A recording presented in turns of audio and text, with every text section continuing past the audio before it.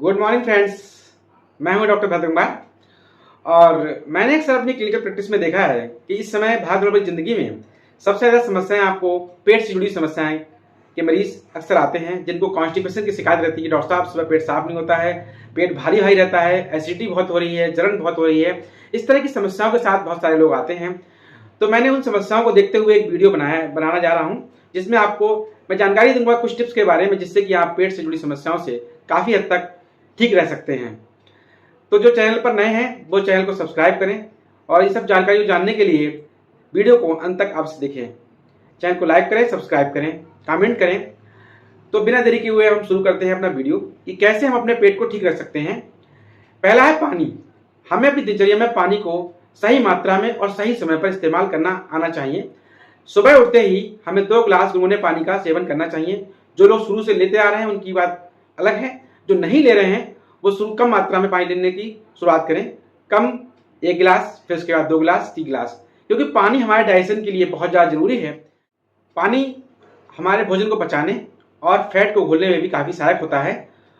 हमारे शरीर को पानी की बहुत आवश्यकता होती है। बस ध्यान रखें कि खाने से तुरंत पहले या खाने के तुरंत बाद पानी का प्रयोग ना करें। खाने से लगभग आधा घंटे पहले और खाने के आधे घंटे बाद 1 गिलास पानी का सेवन अवश्य करें। दूसरा आता है एक्टिविटी। हमें अपनी दिनचर्या में एक्सरसाइज को जरूर शामिल करना चाहिए। जब हम एक्सरसाइज करते हैं तो आंतों का मूवमेंट अच्छा रहता है, जिससे कि खाना हमारा अच्छी तरह से पच जाता है और जल्दी से आंतों से बाहर भी निकल जाता है, जिससे कि सड़न जैसी समस्या या कॉन्स्टिपेशन जैसी समस्या हमें नहीं होती है।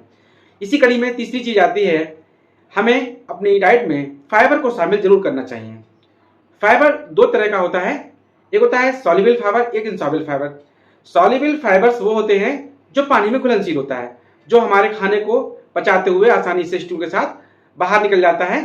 और उसके साथ ही दूसरा होता है इनसॉल्युबल फाइबर, जो धीरे धीरे घुलता है और हमारे आंतों से गंदगी को खुरच खुरच कर बाहर निकालता है। इसका मतलब आप समझ गए कि फाइबर हमारे लिए कितना जरूरी है। फाइबर लेने से हमारी आंतों की सफाई अच्छे से हो जाती है, जो भी आंतों में गंदगी जमा होती है वो निकल जाती है। अगर हम फाइबर नहीं लेते हैं, इसीलिए हमें कॉन्स्टिपेशन जैसी समस्या से जूझना पड़ता है। अब हम जानते हैं फाइबर किस किस में होता है। दालों में, फलों में और सब्जियों में, सब में फाइबर पाया जाता है। साथ ही मोटे अनाज में उचित मात्रा में फाइबर पाया जाता है, तो हमें मोटे अनाज का भी सेवन करना चाहिए। इसी का चौथी टिप है कि हमें कम मात्रा में भोजन का सेवन करना चाहिए। इसका मतलब ये नहीं कि हमें बिल्कुल भूखे पेट रहना है, कमजोर हो जाना है। जिन लोगों को अपच की समस्या ज्यादा रहती है, खासकर उन लोगों को थोड़ा सा भोजन भूख से कम खाना चाहिए।